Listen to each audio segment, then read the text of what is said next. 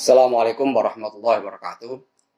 Bismillah, alhamdulillah, wassalatu wassalamu ala rasulillah Sayyidina Muhammad ibn Abdillah wa ala alihi wa sahbihi wa mawalah wa la hawla wa la quwata illa billah amma ba'du. Alhamdulillah, pada hari ini ada pengajian kerjasama antara LP Ma'arif NU dengan LDNU.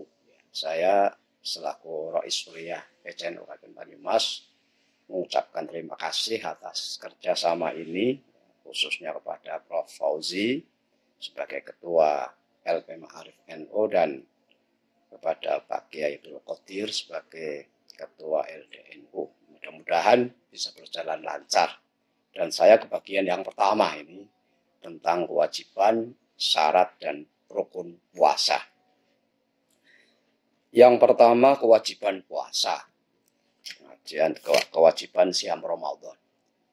Sebagaimana firman Allah Subhanahu wa taala di dalam surat Al-Baqarah ayat 183, A'udzubillahi minasyaitonir rajim. Bismillahirrahmanirrahim. Ya ayyuhalladzina amanu kutiba alaikumusyamu kama kutiba alal ladzina min qablikum la'allakum tattaqun. Wahai orang-orang yang beriman, telah diwajibkan atas kalian siam, puasa, sebagaimana telah diwajibkan terhadap orang-orang sebelum kalian, agar kalian bertakwa. Jadi di sini kewajiban puasa itu wajar karena puasa itu juga telah diwajibkan terhadap umat sebelum kita. Nah, tujuannya agar supaya kita bertakwa. Bukan berarti sebelum puasa kita tidak bertakwa, tapi ada peningkatan ketakwaan kita setelah menjalankan ibadah puasa. Kapan? Di dalam ayat yang lain atau seterusnya ayat itu dikatakan syahrul Ramadan alladzi unzila fihil Qur'an. Jadi di bulan Ramadan yang diturunkan Al-Qur'an. Nabi juga bersabda kaitannya dengan siam Ramadan ini. Qala Nabi sallallahu alaihi wasallam, "Innallaha farada 'alaikum siyama Ramadan." Sesungguhnya Allah telah mewajibkan kepada kalian puasa di bulan Ramadan. Wasanantu lakum qiyamahu.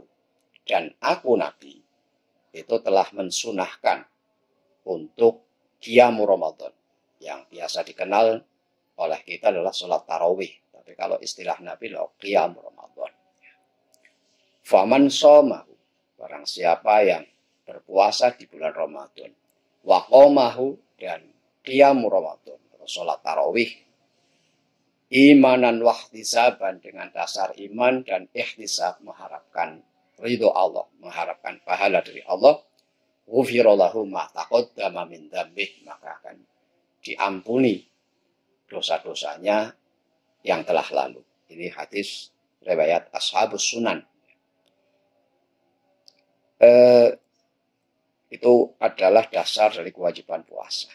Kemudian syarat-syarat wajib puasa saya ambil dari At-Tadhib fi Adillati Matnil Ghayah wa Taqrib, karangan Dr. Mustafa Tibul Biho. Itu adalah dalili kitab Matnul Ghayah wa Taqrib karya Qadi Abu Syuja Ahmad bin Husain bin Ahmad al-Asfahani. Jadi takrib yang biasa kita kenal sudah didalili. Nah, diberi dalil baik Al-Quran, Al-Hadis, Ijma' maupun Qiyas dari Dr. Mustafa Tibul Bihon. Jadi syarat wajib puasa di kitab takrib itu ada 3. Yang pertama Islam, yang kedua baligh dan punya akal, dan yang ketiga adalah al-qudratu ala saumi. Yang penting saya sampaikan adalah wal qudratu ala saumi, mampu berpuasa. Karena di dalam firman Allah Subhanahu wa taala ayat tadi yang selanjutnya adalah wa 'alal ladzina yuti'unahu fidyatun ta'amun miskin. Bagi orang yang mampu tapi berat, maka supaya bayar fidyah, yaitu memberi makan kepada orang miskin. Ya. Jadi ini oleh Ibnu Abbas radhiyallahu anhu dimaknai sebagai orang yang sudah tidak mampu lagi puasa karena tua, baik laki-laki maupun perempuan, sudah tua, bahkan mungkin sudah pikun, maka mereka berdua, laki-laki dan perempuan itu boleh tidak puasa, bahkan mungkin kalau puasa pun tidak kuat, diganti dengan fidyah. Fidyah itu adalah memberi makan orang miskin. Berapa? Di dalam mazhab Syafi'i adalah 1 mud. 1 mud. Itu takaran. Jadi 1 mud itu kalau sekarang dikonversi beras itu ya kira-kira 7 on. 7 on beras. Kalau 1 sok sebagai untuk ukuran zakat fitrah itu 4 mud. Berarti 7 kali 4, 2,8 kilo. 2,8 kilo. Kalau dulu 1 mud itu 6 on. Nah, kalau sekarang 7 on, dulu 6 on. Kenapa? Karena beras yang beredar sekarang itu BD atau berat jenis airnya tinggi. Kadar airnya tinggi. Sehingga lebih antep gitu. Bobotnya kalau itu takaran ditimbang menjadi lebih berat. Nah, yang tadinya 1 mud itu 0,6, sekarang beri 0,7 karena kadar airnya tinggi. Lebih apot ya.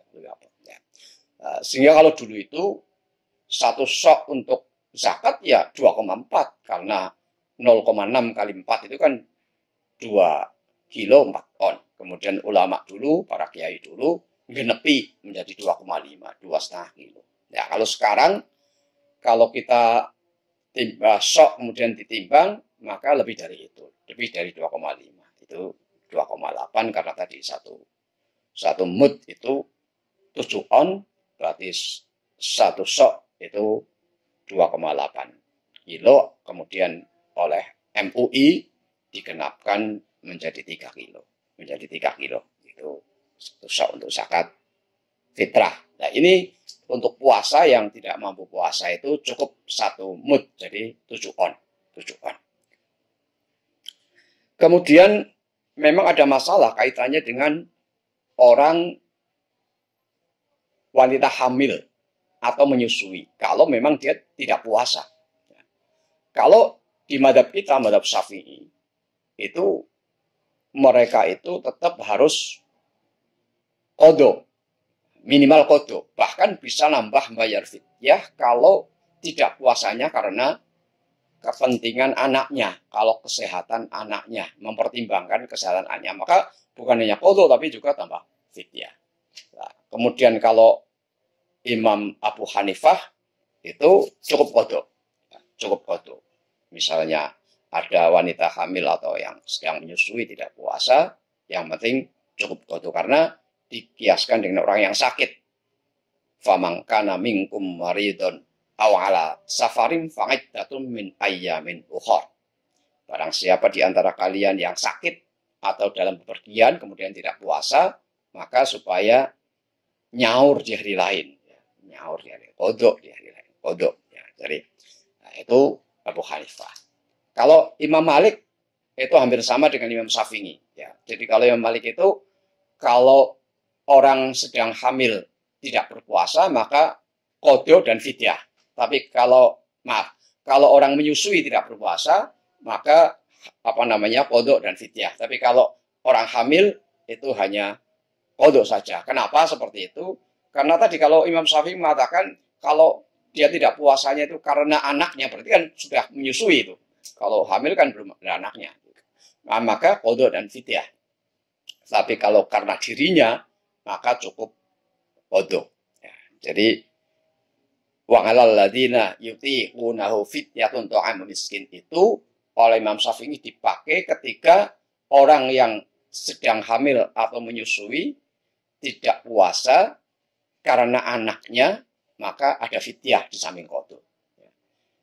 Memang berbeda antara 4 mazhab ini. Mazhab Ahmad sama dengan mazhab Syafi'i. Yaitu Ibnu Abbas dan Ibnu Umar. Mereka berdua menyatakan bahwa wanita hamil dan wanita menyusui itu kalau tidak puasa cukup fidyah. Jadi cukup fidyah. Ini yang rada aneh itu begitu karena dikiaskan dengan orang yang sudah tidak mampu puasa. Padahal wanita hamil dan wanita menyusui itu kan rata-rata masih muda, itu umur subur. Artinya masih ada kesempatan untuk nyaur gitu. Berbeda dengan orang tua renta, nggak mungkin semakin tahun ya semakin renta, semakin tua, tidak mungkin akan bisa nyaur. Ini yang memang kemudian 4 mazhab itu ya minimal kodo, ya, orang wanita hamil maupun menyusui. Kemudian berikutnya adalah wafaro itu saumi arba'atu asya. Fardu puasa itu ada 4. Ada 4. Kalau diringkas sebenarnya ada 2. Ini ada 4 menurut Qadhi Abu Syuja.